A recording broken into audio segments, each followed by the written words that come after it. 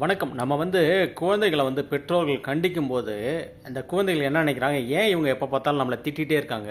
ஏன் கண்டிச்சுட்டே இருக்காங்க? ஏன் சுதந்திரமா விடமாட்றாங்க? அப்படின்ட்டு அவங்க குழந்தைங்க நினைப்பாங்க. ஆக்சுவலி என்னன்னா, நீங்க உங்கள கண்டிக்காத பெற்றோர்கள தான் நீங்க சந்தேகப்படணும். அவங்களுக்கு உங்க மேல அக்கறையின்மை இருக்கு அப்படின்றத நீங்க முடிவு பண்ணிக்கலாம். கண்டிப்பா இப்போ ஒவ்வொரு பேரண்ட்ஸ்க்கும் என்ன பண்ணும், ஒரு கட்டத்தில் நினைப்பாங்க, ஐயோ என்னோட அப்பா என்னை கண்டித்து இந்த மாதிரி இன்னும் கொஞ்சம் அதிகமாக படிக்க வச்சிருக்கலாமே, ஏன் நான் சொன்னதெல்லாம் அனுமதிச்சார் அப்படின்னு நிறைய பேரண்ட்ஸ் ஃபீல் பண்ணுவாங்க. ஒரு கட்டத்தில் அவங்க வாழ்க்கையில் கஷ்டப்படும் போது, நான் தான் அதை நினச்சேனே, ஏன் என்னோட அப்பாவோ அம்மாவோ கண்டித்து என்னை அந்த படிப்பெலாம் படிக்க வைக்கல, மேலே இன்னும் கொஞ்சம் அதிகமாக படிக்க வச்சிருக்கலாமே அப்படின்னு அவங்க நினைப்பாங்கல்ல. அந்த நினைப்பு, அந்த ரெக்ரெட் நம்மளோட குழந்தைகளுக்கு வரக்கூடாது அப்படின்றதுக்காக தான் கண்டித்து படிக்க வைக்கிறாங்க. நான் இன்னும் எளிமையாக சொல்கிறதுக்காக வைரமுத்தோட வரிகள் நான் எடுத்துக்கிறேன்.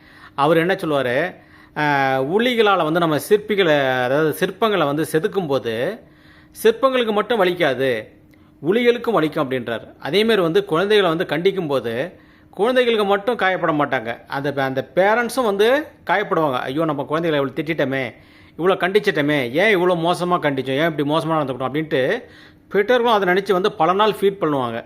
அதனால் குழந்தைங்க புரிஞ்சுக்கணும், நம்ம மேலே உள்ள அக்கறையில் தான் நம்ம பேரண்ட்ஸ் நம்மளை கண்டிக்கிறாங்க அப்படின்றத புரிஞ்சுக்கணும். யாரோ ஒரு குழந்தைய போய் எந்த பேரண்ட்ஸும் கண்டிக்க மாட்டாங்கல்ல. அந்த உரிமை உள்ள இடத்துல தான் அவங்களுக்கு கண்டிப்பும் வரும். அதை குழந்தைகள் உணர்ந்துக்கிட்டாக்கா அது அந்த குழந்தைகளை காயப்படுத்தாது, அது ஊக்கப்படுத்தும்.